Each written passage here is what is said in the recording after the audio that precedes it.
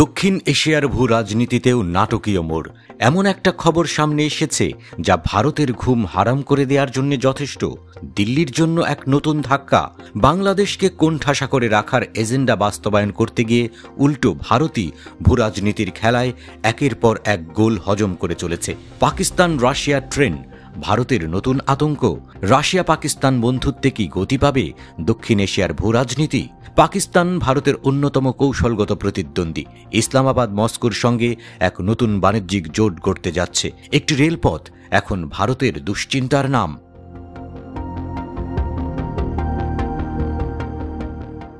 2025 সালের মার্চে পাকিস্তান এবং রাশিয়া তাদের প্রথম সরাসরি মালবাহী রেল সংযোগ চালু করতে যাচ্ছে। শুনতে অবাক লাগলেও এই রেলপথ কেবল দুটি দেশের বাণিজ্যিক সম্পর্ককেই মজবুত করবে না, বরং তা দক্ষিণ এশিয়ার ভূ রাজনৈতিক সমীকরণেও বড় পরিবর্তন আনতে পারে।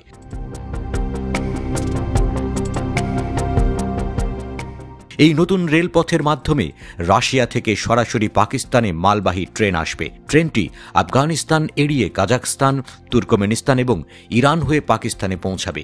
এটি আন্তর্জাতিক উত্তর দক্ষিণ পরিবহন করিডোরের অংশ, যা 7200 কিলোমিটার দীর্ঘ একটি মাল্টিমোডাল ট্রানজিট সিস্টেম। এই করিডোরের মাধ্যমে পাকিস্তান রাশিয়ার সঙ্গে বাণিজ্যিক সম্পর্ক গভীর করবে। পাকিস্তানের জ্বালানি মন্ত্রী আইওয়াস লেহারি জানিয়েছেন, এই রেলপথ বিশেষ করে সুয়েজ খালের বিকল্প হিসেবে কাজ করতে পারে।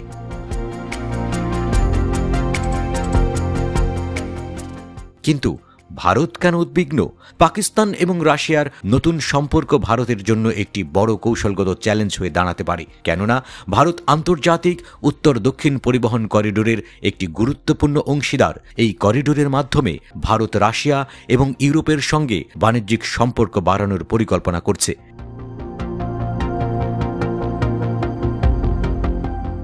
কিন্তু যদি পাকিস্তান এই করিডোরের পূর্ব শাখায় যুক্ত হয়ে যায়, তাহলে ভারতের বাণিজ্যিক পরিকল্পনাগুলোর কি হবে? এছাড়া রাশিয়া ও পাকিস্তানের সম্পর্ক আরও ঘনিষ্ঠ হলে চীন পাকিস্তান অর্থনৈতিক করিডোরের সঙ্গে যুক্ত হতে পারে, যা ভারতের নিরাপত্তা এবং বাণিজ্যিক স্বার্থে নতুন চ্যালেঞ্জ তৈরি করবে।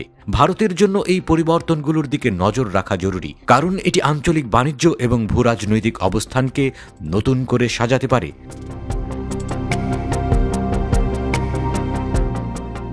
কিন্তু দিল্লির মাথা ব্যথা অন্য জায়গাতেও রয়েছে। রাশিয়া থেকে কি মালবাহী ট্রেন আসবে পাকিস্তানে, নাকি পুতিন মস্কো থেকে ট্রেনে করে সামরিক সহযোগিতাও পাঠাবেন? পরিস্থিতি ভারতের জন্য ভীষণ ভীষণ উদ্বেগেরই বটে।